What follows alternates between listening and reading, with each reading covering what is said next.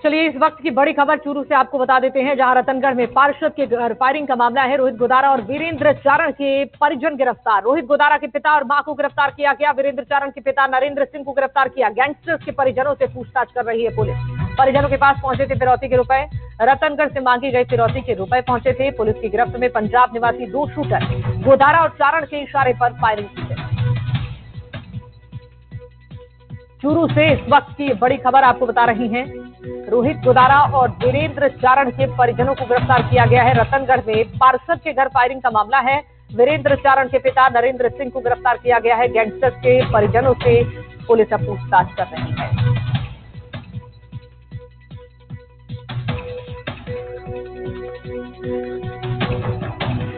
चूरू से इस वक्त की बड़ी खबर। रोहित गोदारा और वीरेंद्र चारण के परिजन गिरफ्तार हुए हैं। रोहित गोदारा के पिता और मां को गिरफ्तार किया गया है।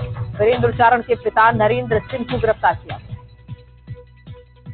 तो अब गैंगस्टर्स के परिजनों से पूछताछ होगी। दरअसल फिरौती की जो रकम थी वो परिजनों के पास पहुंची थी। इसी के आधार पर अब आगे उनसे पूछताछ की जाएगी। रतनगढ़ से फिरौती के रुपए मांगे गए थे, जो कि इन दोनों के परिजनों के पास पहुंची थी उनके घर पर, और अब इसके बाद कार्रवाई की जा रही है। उनके परिजनों से अब पूछताछ की जाएगी।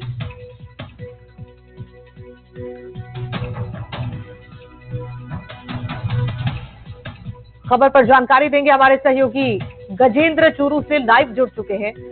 बताइए गजेंद्र, रतनगढ़ में पार्षद के घर जो फायरिंग का मामला था, इसमें गैंगस्टर्स के परिजनों को गिरफ्तार किया गया है। आगे क्या कार्रवाई होने वाली है और अब तक की गिरफ्तारी को लेकर और पूछताछ को लेकर ताजा अपडेट क्या है आपके पास?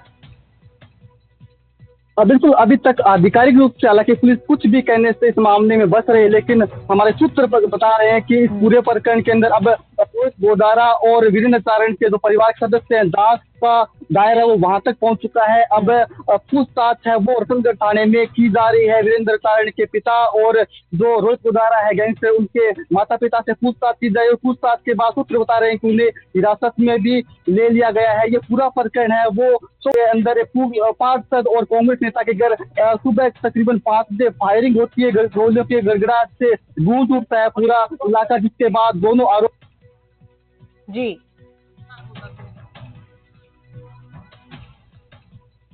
बिल्कुल, तो जैसा कि हमारे सहयोगी बता रहे थे, इस पूरे मामले के बाद अब जांच पड़ताल भी हो रही है। बताइए गजेंद्र, क्या कुछ आगे की जानकारी सामने आई है प्रशासनिक टीमों के द्वारा गिरफ्तारी को लेकर, और क्या कुछ बताया गया है?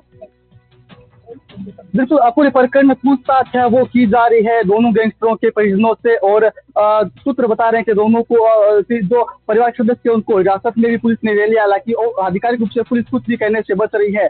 सूत्र बता रहे हैं कि जो फिरौती की जो रकम थी वो इन परिजनों तक पहुंचती थी, और इसी इनपुट के आधार पर पुलिस है वो इनको हिरासत में लिया। हालांकि जो पुलिस के अधिकारी हैं वो जवाब है वो देने से बच रहे हैं। पुलिस का कहना है कि हमारी ओर से जांच है वो की जा रही है, लेकिन जिस दिन फायरिंग हुई थी उसके बाद से जिला पुलिस अधीक्षक हैं नित्य प्रसाद एम, उन्होंने मोर्चा संभाला और लगातार इस पूरे प्रकरण में दो आरोपी थे उसी दिन उनको गिरफ्तार कर लिया गया जिन्होंने फायरिंग की थी, और धीरे धीरे इस पूरी जांच का दायरा बढ़ता गया और 2 अन्य आरोपियों को जयपुर से गिरफ्तार किया था। वही अब जो वीरेंद्र चारण है और जो रोहित गोदारा है जो कि गैंगस्टर है, उनके इशारे पे ये पूरी फायरिंग हुई थी। इसके बाद अब जांच का दायरा बढ़ाते हुए पुलिस ने जो इनके परिजन है रोहित गोदारा के माता और पिता को हिरासत में ले लिया है, और अब भी रतनगढ़ थाने में पूछताछ है वो उनसे की जा रही है, डिटेल्स निकाली जा रही है। इसके अलावा पुलिस का कहना है कि जो भी पूरे प्रकरण में संलिप्त होंगे उनको बख्शा नहीं जाएगा, उन पर कड़ी से कड़ी कार्रवाई है वो पुलिस करेगी। जी बिल्कुल, जरा बताएं कि इस पूरे मामले को लेकर गजेंद्र, कैसे पुलिस को सूचना मिली? ये जो फिरौती की रकम पहुंची थी परिजनों के घर पर,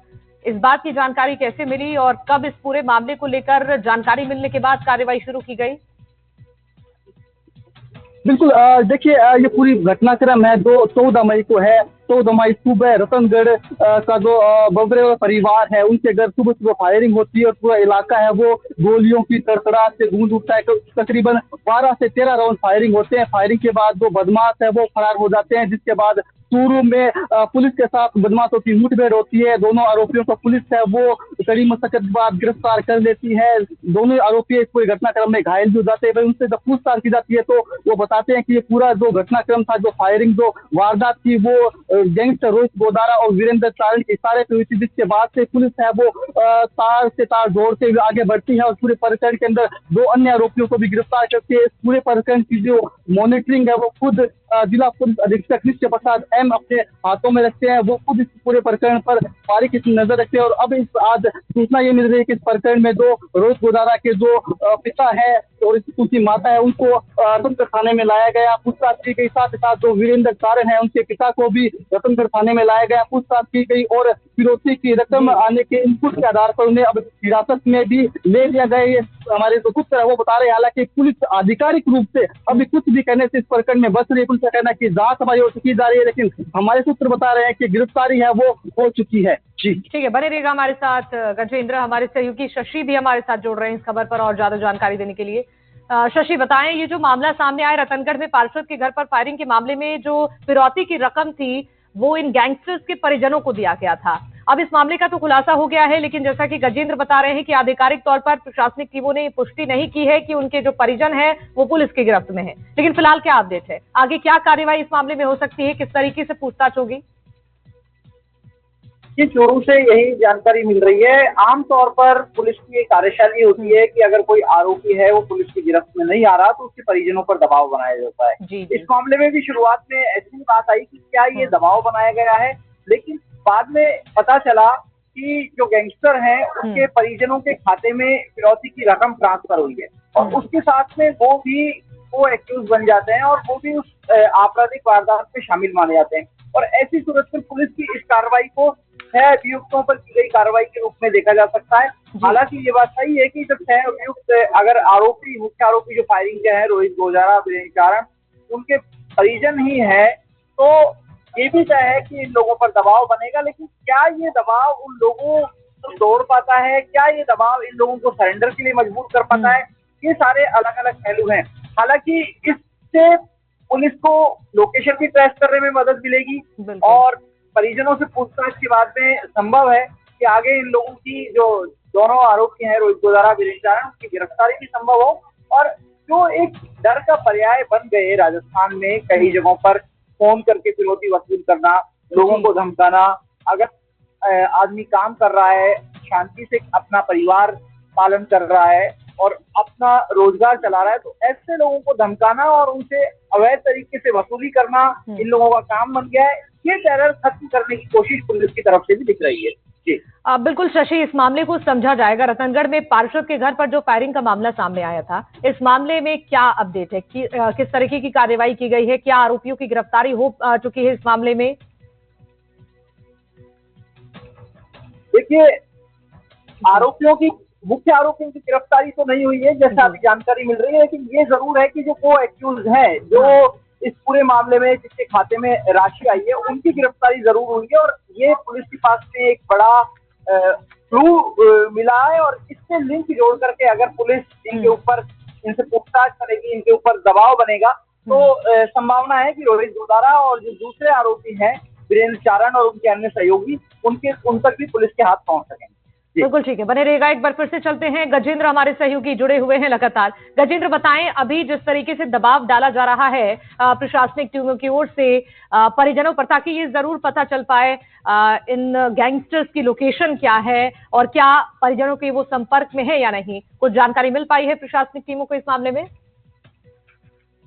बिल्कुल, देखिए पुलिस है वो लगातार कर रही है और इस प्रकरण में 2 सूत्र जिन्होंने फायरिंग की थी वो पहले गिरफ्तार हो चुके हैं और आज जो गिरफ्तारी की सूचना मिल रही है मैं उनके बारे में बता देता हूँ।